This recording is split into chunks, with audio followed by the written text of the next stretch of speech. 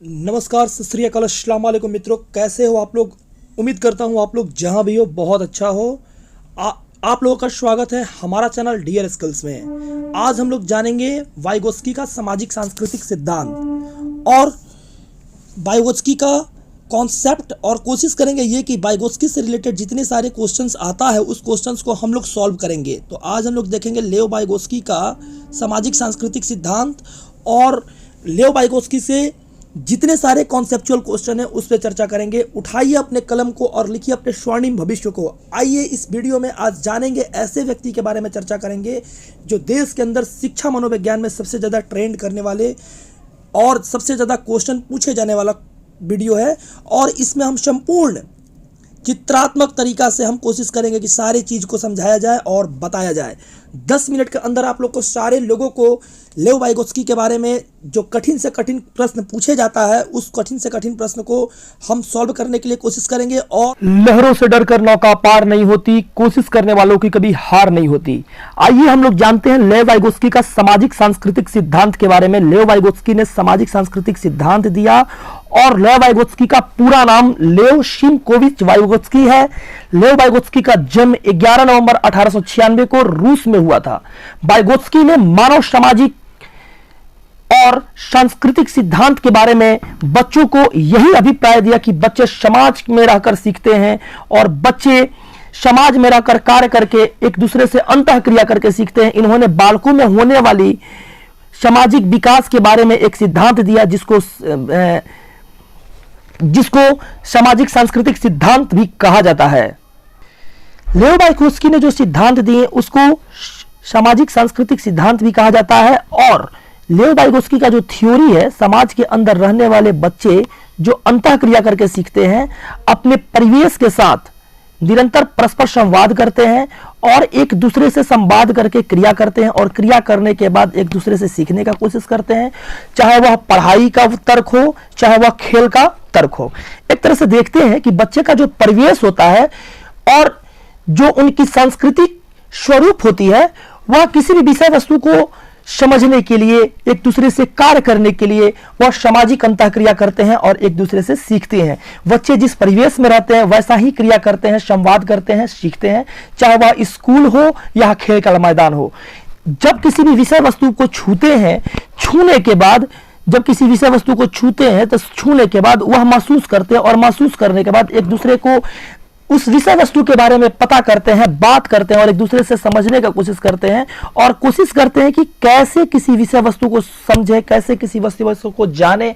इस तरह से करके बच्चे सीखते हैं और अंतःक्रिया करके आगे बढ़ने का हर संभव कोशिश करते हैं। और बच्चे विभिन्न तरीका से सीखते हैं। बच्चे अनुभव के माध्यम से चीजों को बनाते हैं और बनाने के साथ साथ प्रयोग में लाते हैं, पढ़ने, चर्चा करने, पूछने, सुनने, विचार करने और स्वयं को भाषण या लेखन के द्वारा व्यक्त करते हैं। तो आइए हम जानते हैं अनुभव के माध्यम से क्रिया करके एक दूसरे के साथ खेल के माध्यम से मिलकर एक दूसरे के साथ खिलौनों का घर बनाते हैं और घर बनाने के साथ एक दूसरे से पूछते हैं, एक दूसरे की बात को सुनते हैं और बात को सुनने के साथ साथ एक दूसरे के द्वारा जो बात बोला जाता है उसे व्यक्त करते हैं और व्यक्त करके सीखते हैं। व्यक्तिगत रूप से एक दूसरे के साथ सभी तरह से उन्हें अपनी विकास के दौरान इन सभी अवसरों को आवश्यकता होती है और इन सभी अवसरों के प्रकार जो होते हैं वह बालकों को वाइगोत्स्की के अनुसार बालक समाज में और संस्कृति में रहकर एक दूसरे का अनुकरण करते हैं, नकल करते हैं और नकल करने के साथ साथ उसको सीखते हैं। जब बालक के पास पड़ोस में जो व्यक्ति किसी विषय वस्तु के बारे में किसी अगर घटित घटना को देखते हैं तो उसको नकल करते हैं, अपनी दैनिक दिनचर्या में लाते हैं और वाइगोत्स्की के अनुसार समाज तथा अंतःक्रिया करके विकास करता है। और साथ साथ वाइगोत्स्की ने अपने सिद्धांत को प्रतिपादित किया और उसको केंद्र में रखा। वाइगोत्स्की ने बालक को संज्ञानात्मक विकास में सामाजिक अंतःक्रिया, भाषा, संस्कृति को महत्वपूर्ण स्थान देते हैं। वाइगोत्स्की के द्वारा संज्ञानात्मक विकास के यह 3 तत्व आधार है, जिसमें पहला सामाजिक अंतःक्रिया, दूसरा भाषा, जिसका पहला आधार सामाजिक अंतःक्रिया।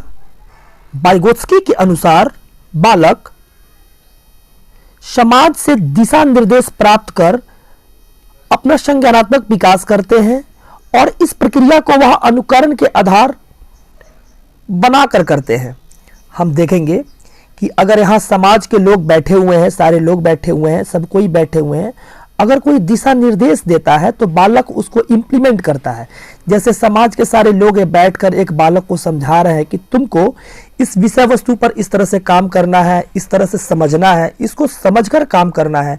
तो अगर किसी विषय वस्तु को दिखाते हैं तो बालक उसका नकल करके उसको करता है, और नकल करके करने के साथ साथ उससे काफी कुछ सीखता है। आइए अब हम जानते हैं दूसरा लैंग्वेज के बारे में हम जानेंगे। वाइगोत्स्की संज्ञानात्मक विकास के लिए भाषा एक उपकरण, टूल्स मानते हैं, जिसकी सहायता से बालक समाज और संस्कृति के साथ रहकर अंतःक्रिया करके कार्य करता है। आपको नजर आ रही होगी, जो बालक समाज में सांस्कृतिक कार्य करने के लिए और सामाजिक अंतःक्रिया सीखने के लिए एक दूसरे के साथ घुलते मिलते हैं, खेलते हैं और साथ साथ एक दूसरे के साथ बात व्यवहार करते हैं, उस व्यवहार को भी सीखते हैं, उस बात को भी सीखते हैं और अपनी दैनिक दिनचर्या में इंप्लीमेंटेशन के साथ साथ काफी कुछ सीखते हैं। और साथ साथ में देखा जाए तो वाइगोत्स्की के अनुसार भाषा के अभाव अगर किसी बालक में रहेगा तो उसका संज्ञानात्मक विकास नहीं हो पाएगा। अगर भाषा का अभाव रहता है, सपोज कीजिए कि एक बच्चा बिहार का है, वह चला जाता है साउथ में और बिहार का भाषा कुछ अलग है, उसका भाषा कुछ अलग है, तो दोनों भाषा मेल नहीं खाता। उस सेंस में अगर देखा जाए तो बालक का संज्ञानात्मक विकास नहीं होगा। जैसे ये बिहार के लोग कुछ अपना गाना बजा रहे हैं और गाना बजाने के बाद अपनी गाना को गा रहे हैं, झूम रहे हैं, और यही वो साउथ के लोग जो बैठे हैं, जिसको वो लोग देख नहीं पाते हैं, समझ नहीं पाते हैं, तो उनको यह चीज बोरिंग लगती है। तो मित्रों, आइए अब हम लोग जानते हैं संस्कृति के बारे में। संस्कृति, जिसमें वाइगोत्स्की के सिद्धांत में संस्कृति को अहम योगदान दिया गया, और संस्कृति से बालक अपने नैतिक मूल्य का विकास करते हैं और समाज में रहकर बालक अपनी सारी विषय वस्तु को देखना और उसे अनुकरण करके सीखते हैं। जैसे मान लीजिए कि हमारे देश के अंदर 4 धर्म हैं, हिंदू, मुस्लिम, सिख, ईसाई। चारों धर्म के जो अपनी एक संस्कृति होती है, कल्चर जो होती है, उसका एक अपना स्वरूप होता है। सपोज अगर इस्लाम धर्म में है तो बचपन से ही जो बच्चा होता है अपनी संस्कृति को देखता है और देख के अपने अंदर वो इम्प्लीमेंट करता है अल्लाह तल्ला के लिए। और जो बच्चा हिंदू धर्म में है, जैसे फोटो आपको नज़र आ रही होगी, वह एक अपनी संस्कृति की पहचान अलग देता है, भगवान को मानता है। जो बच्चा ईसाई धर्म में है वो गॉड को मानता है, और जो बच्चा सिख है वह गुरुद्वारा में जाकर अपनी दैनिक दिनचर्या को देखता है और अनुकरण करके अपनी माता पिता के द्वारा और आने वाला जो पीढ़ी है उसको भी प्रेरित करता है।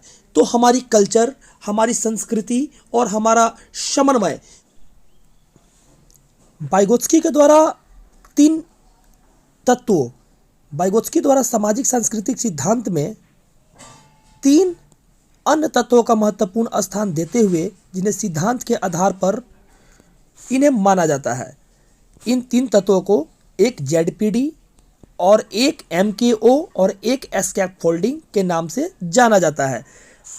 ZPD, MKO और स्कैफोल्डिंग क्या होता है, आगे देखते हैं। तो समीपस्थ विकास का क्षेत्र क्या होता है, ZPD का अर्थ क्या होता है, आइए हम चलते हैं और समझते हैं ZPD के बारे में। व्यवहार में विविधों में निरंतरता का महत्व होता है। जब एक बच्चा अपने दीर्घकालीन क्षमता की तुलना वर्तमान में क्या कर सकता है, इसके बीच का जो अंतर होता है, इसको ZPD कहते हैं।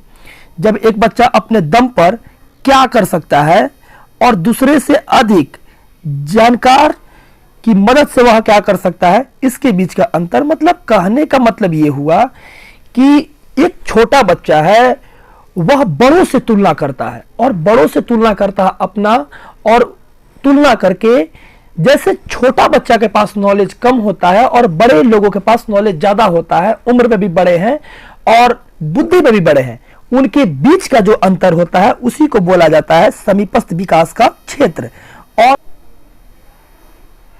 तो आइए उदाहरण के तौर पर समझते हैं समीपस्थ विकास का क्षेत्र ZPT का अर्थ। तो पहली कक्षा के बच्चों ने भाषा कलांश में शिक्षक की मदद से किसी शब्द या किसी आवाज को पहचानना सीख लिया। उसके बाद उन्होंने उन शब्दों की पहली आवाज को भी पहचाना और उसको भी सीख लिया जो उन्हें पहले से सिखाए नहीं गए थे। जैसे शिक्षक के माध्यम से बच्चे को उन सारी बातों को भी सिखाया गया जो पहले से बच्चे नहीं जानते थे, और जानने के बाद यह बच्चे अच्छे तरीका से इस बात को सीख गए। आइए अब हम लोग जानते हैं समीपस्थ विकास का क्षेत्र स्कैफोल्डिंग के बारे में। स्कैफोल्डिंग, जब बच्चा किसी समस्या के समाधान के लिए किसी वयस्क व्यक्ति या साथी का मार्गदर्शन की उपस्थिति में कार्य करता है तो वह सहारा देना या स्कैफोल्डिंग कहलाता है। इस प्रक्रिया को समीपस्थ विकास का क्षेत्र भी कहते हैं। जैसे जब एक बच्चा साइकिल सीखता है तो उसको एक सहारा की जरूरत पड़ता है, तो उसके पापा या उसके बड़े भाई या उसके कोई घर के अन्य सदस्य जो उसको साइकिल सिखाने में मदद करते हैं, उसको पकड़कर पीछे से और बच्चा को साइकिल सिखाते हैं। और धीरे धीरे बच्चा जब चलाने लगता है तो फिर क्या करते हैं, साइकिल को अचानक से छोड़ देते हैं। फिर कुछ दूर जाने के बाद बच्चा गिर जाता है। फिर ऐसे करते करते लगातार एक दिन क्या हो जाता है कि बच्चा साइकिल सीख जाता है। उसी प्रकार से बालक अपने दैनिक दिनचर्या में स्टडी को भी बड़े लोगों से सीखकर धीरे धीरे काफी कुछ सीख जाता है और खुद से सीखकर खुद कुछ करने लगता है। आइए अब हम लोग जानते हैं MKO के बारे में, मोर नॉलेजेबल अदर। इस विषय में देखते हैं वाइगोत्स्की ने जब MKO का आशय दिए तो ऐसे बालक से है जो व्यक्ति सीखने वाले व्यक्ति से अधिक ज्ञान, अनुभव और कौशल रखता हो। उदाहरण के रूप में एक बालक अज्ञानी होता है, वह अध्यापक जो ज्ञान का भंडार होता है। ऐसी स्थिति में व्यक्ति अपना सर्वोच्च संज्ञानात्मक विकास, कॉग्निटिव डेवलपमेंट कर पाता है। रिलेटेड अगर वीडियो अच्छी लगी हो तो उसको लाइक करें, सब्सक्राइब करें, शेयर करें, कमेंट करें। यह मेरी पहली वीडियो है। उम्मीद करते हैं कि अपने भाई को ज़्यादा से ज़्यादा प्यार दीजिएगा, सब्सक्राइब कीजिएगा, शेयर कीजिएगा।